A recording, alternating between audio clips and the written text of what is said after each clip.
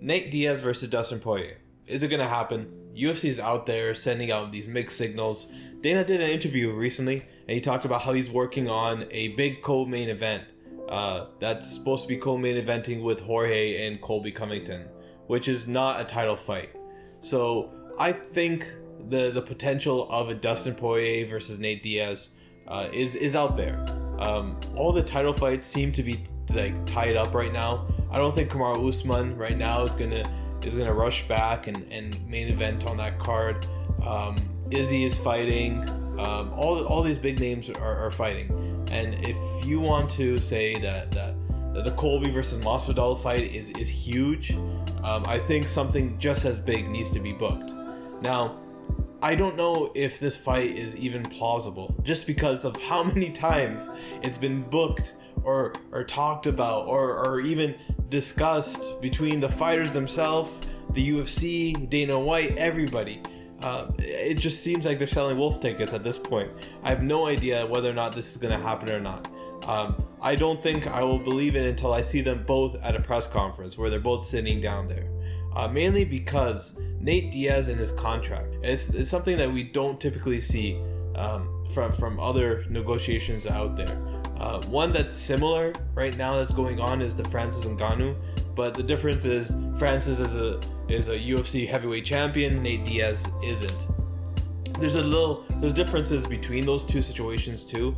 I did a video on Francis and this championship clause. If you want to look at on our channel, that goes more in depth. But Nate Diaz is on his final fight on his contract.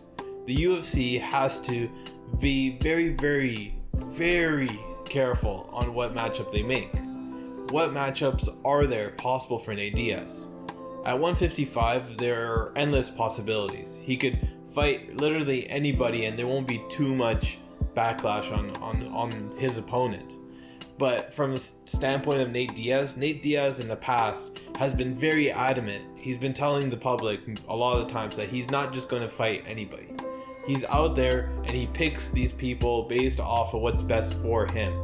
Now, I don't want you guys to think that I'm saying that he's out here just nitpicking and picking the easiest fights. That's not what Nate Diaz is all about. This is more about what is best for Nate Diaz at this point of his career.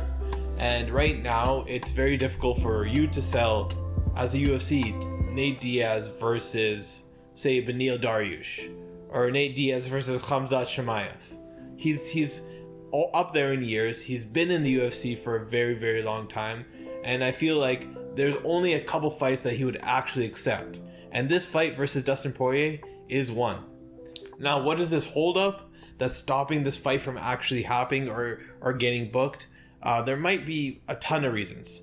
Maybe Nate Diaz is trying to leverage the situation to make a new contract where it's worth even more, where he gets pay-per-view points for this next card, that whatever card is booked on.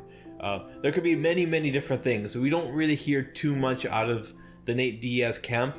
Typically, you hear it from the horse's mouth, but Nate Diaz has the opportunity to fight Dustin Poirier.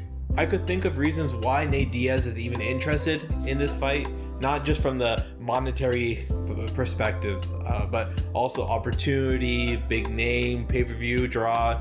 But let's not forget that Nate Diaz for a long time was on a layoff where he did not fight anybody, where he was specifically holding out for the best opportunity for himself. That might be another situation that's coming up. Maybe Nate Diaz is actually waiting for his opportunity for something even bigger. Now, Dustin Poirier versus Nate Diaz is a big card, but there's other opportunities, other big fights that's also possible for Nate Diaz in the UFC.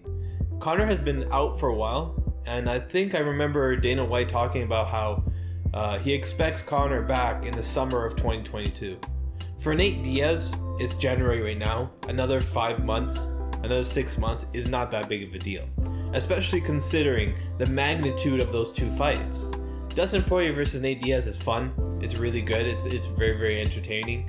But from a monetary standpoint, that Conor McGregor fight, the third one, is going to do easily double what Dustin versus Nate does. I honestly, if this is the last fight we see of Nate Diaz in the UFC, I don't know if I want to use it on Dustin Poirier. There's other matchups out there that are a little bit more fun, a little bit more interesting, but we can talk about that in another video.